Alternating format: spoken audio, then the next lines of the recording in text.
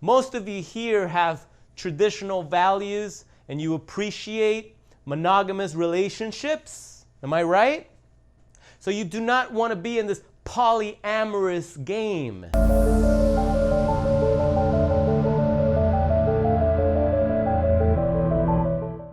Yo, what's up? Welcome back. This is Kita with Psychopath Exposure. Do not adjust your set or the internet. You're not here by accident. You are here by divine order. We are an anti-narcissist community. We're not here to help fix or help or heal a psychopath or a narcissist or someone with a personality disorder in the cluster B family. That's not what we do here. We work with the survivors, the victims and the survivors. Survive. Now, if you want to be a Mother Teresa and you want to take your codependency to the next level, and you want to go ahead and attempt to be the first one in history to fix a psychopath or a narcissist and turn them back from the dark side, then you can go ahead and do that. Go ahead and do that and let us know how that works out for you. In the meantime, I'm going to read off a comment from Susan that really made me chuckle. It starts off, "Oh yeah! And when they finally just have to brandish the new supply in your face because you've been playing stupid. Trust me on this one. It's because they already have another person lined up. While you and the new supply are fighting or arguing over this rat, they are already doing somebody else because they are never going to risk being left empty-handed. So, when they start letting those other texts come through and those calls, trust me, they're already tired of both of you and are already doing somebody new." Thanks, Susan, for sending that in. I appreciate your clarity. I am going to be making a very special video on what to do about the new supply, but your comment inspired me to give you guys a little sneak peek. There's something that stood out from what you said, first of all, and it was when you mentioned that you're fighting and you're arguing with the new supply.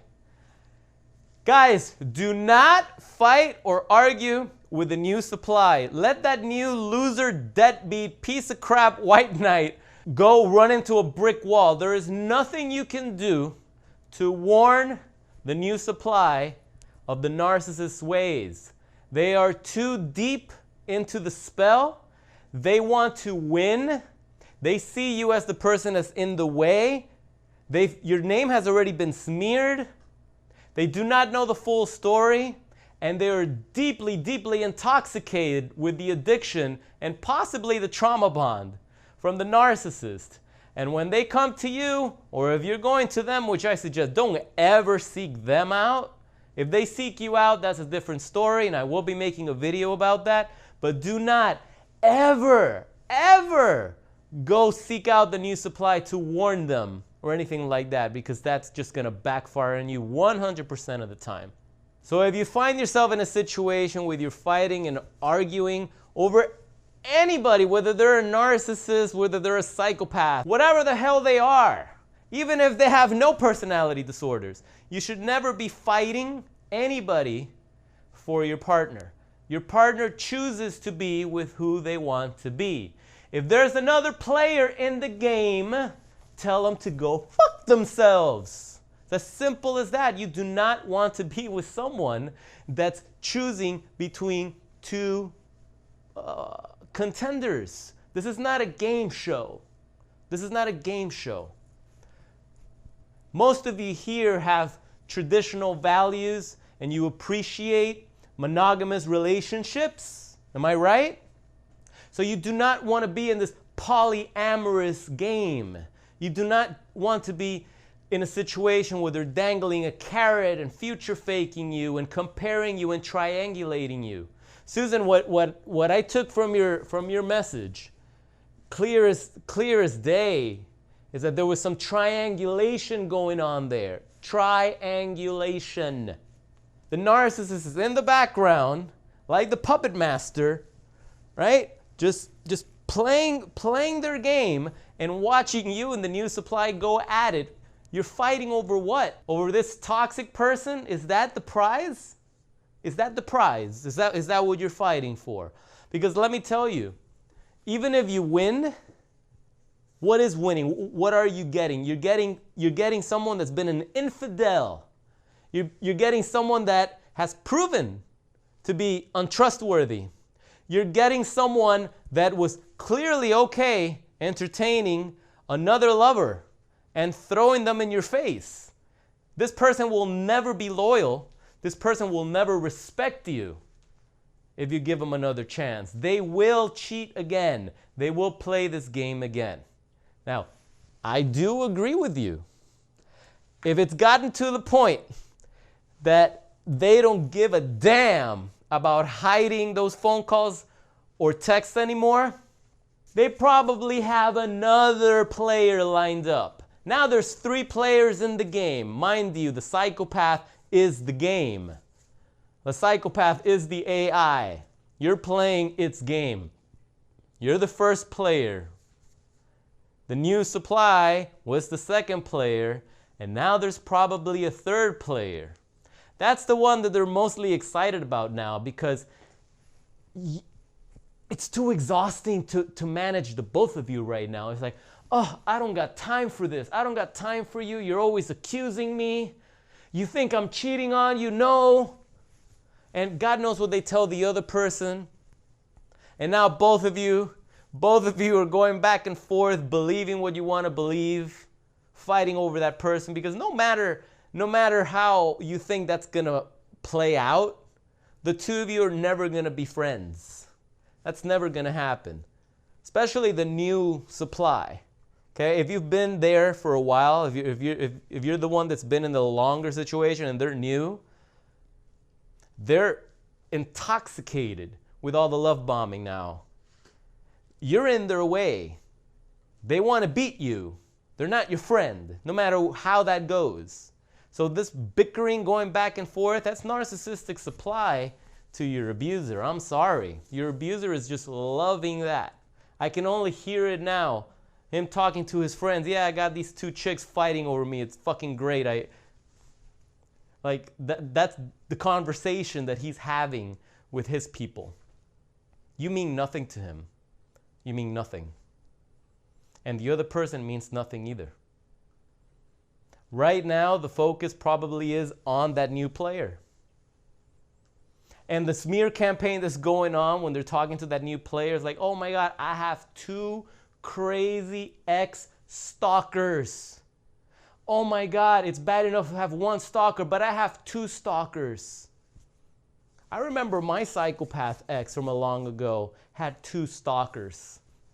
I wonder how that played out before I became the new player. I wonder if that's the story she was using on the first stalker, and then the second one became a stalker. By the time it came around, she had 2 stalkers. I wonder how many stalkers she has now. 17? God knows. God only knows, right? So, yeah. So I'm glad you came to your senses. A narcissist will not willingly walk away from a situation, from a source of supply, unless they have something already lined up. They're not just going to end something because it's no longer working out or because you figured them out or some excuse. They're not just going to walk away and have nothing and have to start from scratch. They don't do that. They don't play by our rules. See, we like to end things, heal, because after any breakup, I don't care who you are, after any breakup, if you were in a serious relationship, it's going to hurt and you're going to have some really tough nights and you're going to have to hang with friends and you're going to have to work on yourself, to rebuild yourself, to go out there and date again. But you're not going to have that trauma. You're not going to have that anxiety. You're not going to have PTSD. You're going to have a broken heart. And that's what you guys think you have now, but you don't. None of you have a broken heart. Your narcissist hasn't really broken your heart. That's what you think it feels like, but dig a little deeper. What you got? is some psychological damage. That broken heart shit, that's not real. That's not real. The whole thing was a facade. You don't have a broken heart. You have a broken soul, a broken spirit, a broken psyche.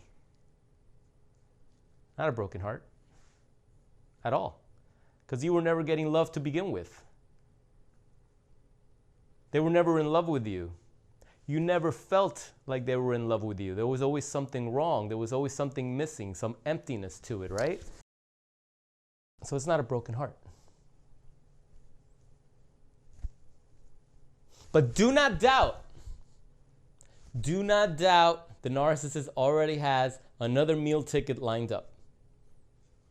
And that's okay. Because hopefully by now, y'all have realized that these people are not worth fighting for. I pity the fool that fights to get their narcissist back. I pity the fool. And one day you will kick yourself in the ass.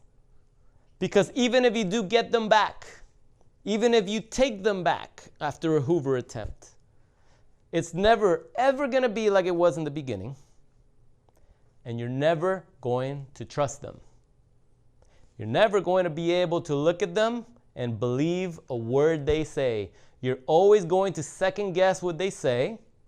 You're always going to get a little bit of anxiety when they don't respond to your texts or your phone calls within a certain amount of reasonable time. Anytime you catch a glitch in their story, all that trauma is going to come pouring back. So I ask you again, what exactly are you guys fighting for? Why do you want your toxic, lying, manipulating, cheating, narcissistic piece of donkey poop back in your romantic circle? Don't try to convince me. No, I don't want to hear it. Don't try to convince me that I don't want to hear any excuse, because I know that none of you guys signed up for that when you started dating this person, whether it was a year ago or 30 years ago. I know none of y'all signed up for betrayal or abuse or infidelity. None of that was said during your wedding vows. Okay? So let's be honest with ourselves. We're the only ones that can be honest, because narcissists can't be honest. And let's stand up and let's stop this nonsense right now and do what we got to do to take back control, take back our lives, take back our spirit, rebuild our self-worth, our self-esteem. Watch how our courage grows when we look fear in the eye and we continue moving forward, doing what we know is right, standing up for ourselves and putting a stop to this abuse. Because let me tell you, nobody in their right mind would want to be in the middle of a triangulation, especially with a third player possibly being in there somewhere. Now you got like a square, right? It's not even a triangle anymore. You got like a square now. Nobody wants to be in that. If you want to live a happy, joyous, and free life, you have to get rid of toxic people from your circle. They're intoxicating. See the word play there? They're intoxicating, intoxicating. I don't know what aiding means, but we're not going to focus on that one. We're going to focus on the intoxic part of that word.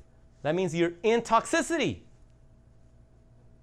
So logically, makes no sense, right? Now we all know that logic goes out the window when you're trauma bonded to these predators, but we have to do what we can to go back to logic and tell ourselves over and over and over again that our emotions are compromised. Our best thinking got us into this wretched hole in the first place because we thought that the narcissist would change. We thought that the narcissist might actually tell the truth this time.